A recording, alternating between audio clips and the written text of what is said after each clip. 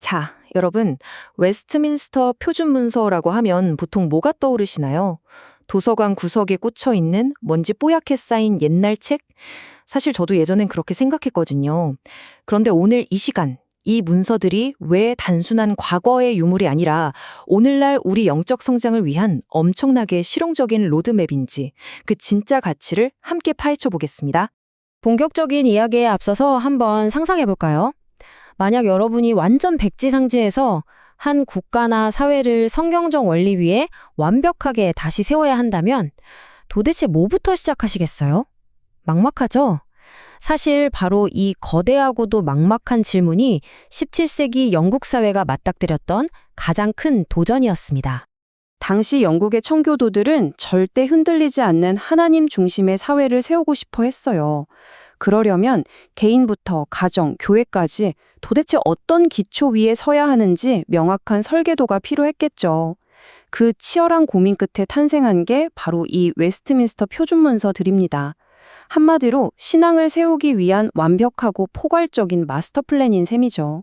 집을 지을 때처럼 이 네 가지 기둥을 차례대로 살펴볼 건데요. 신앙의 기초, 신앙의 성숙, 진리의 수호, 예배회 회복, 그리고 마지막으로 이 모든 게 합쳐진 완성된 지도를 한번 쫙 펼쳐보겠습니다. 자, 첫 번째 기둥이죠. 신앙의 기초를 다루는 웨스트민스터 소유리 문답입니다. 모든 위대한 건축물은 바닥 공사부터 시작하잖아요. 신앙도 마찬가지입니다. 17세기 기록을 보면 소요리 문답은 정확히 지각이 부족한 자를 대상으로 만들어졌다고 나와요. 어감이 좀 세게 들릴 수도 있는데 진짜 지능이 낮다는 뜻이 아니라 영적으로 아직 갓난아기 상태라는 뜻이에요. 그러니까 주 타겟이 누구겠어요? 당연히 어린이나 처음 신앙을 가진 초신자들입니다. 만든 목적도 아주 심플하고 확실해요. 집에서 부모님이 아이들 눈높이에 맞춰서 묻고 답하면서 복음의 뼈대를 꽉 잡아주는 거예요. 교회에서는 세례받을 준비를 돕고요. 누구나 쉽게 달달 외울 수 있게 핵심만 추린 기초 체력 훈련인 거죠. 이쯤에서 아주 재밌는 비교를 하나 해보겠습니다.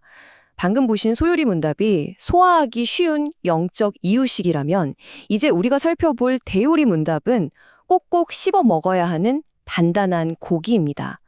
기초를 떼고 삶의 아주 깊은 곳까지 진리를 적용하도록 돕는 역할이거든요.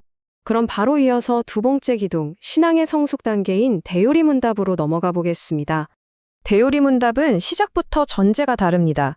신앙 안에서 이미 어느 정도 성장한 자, 그러니까 독자가 이미 영적인 레벨업을 한번 마친 상태라고 가정하는 거예요.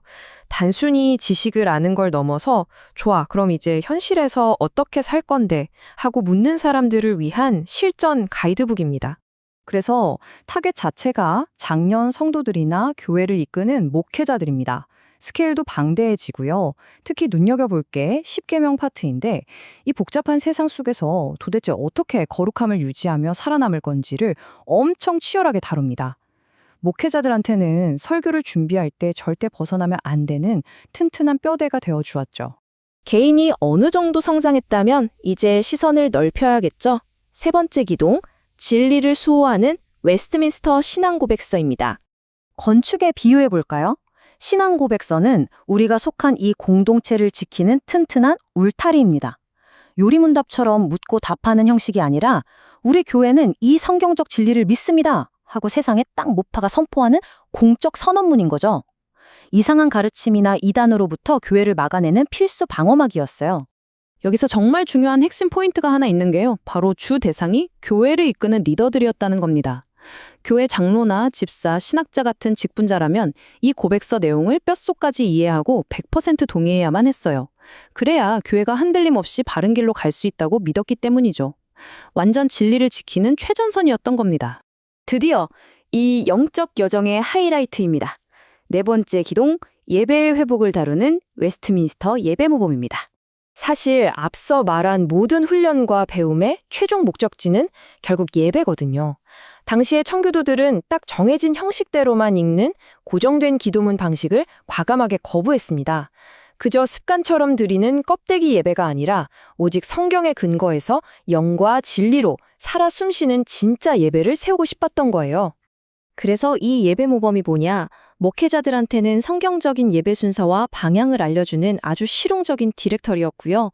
예배당에 앉아있는 회중들 전체에게는 우리가 찬양 부를 때, 기도할 때, 그리고 성찬에 참여할 때 과연 어떤 마음가짐을 가져야 하는지 섬세하게 알려주는 영적 교과서였습니다. 예배의 품격을 완전히 높여버린 거죠.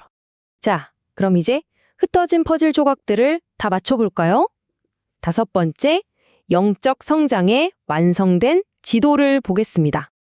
이 표를 한번 쭉 봐주세요. 소요리 문답으로 신앙의 뼈대를 세우고 대우리 문답으로 그 진리를 삶에 치열하게 적용합니다. 그러고 나서 신앙 고백서로 우리 공동체를 단단하게 지켜내고 마지막 예배 모범으로 참된 예배를 완성합니다. 와, 이 4개의 기둥이 진짜 완벽하게 맞물려 돌아가는 톱니바퀴 같지 않나요? 여기서 하나라도 빠지면 건물의 균형이 무너지고 마는 거죠.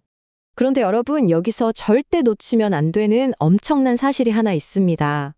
이 문서들은 똑똑한 학자들끼리 모여서 보려고 만든 어려운 책이 절대 아니었다는 거예요. 청교도들은 밥 먹는 식탁에서, 잠들기 전 침대 머리맡에서, 그리고 주일 예배당에서 이걸 매일매일 입에 달고 살며 반복했습니다. 진짜 내 삶 속에 뼛속 깊이 뿌리 내릴 때만이 어떤 시련에도 흔들리지 않을 수 있다고 확신했거든요.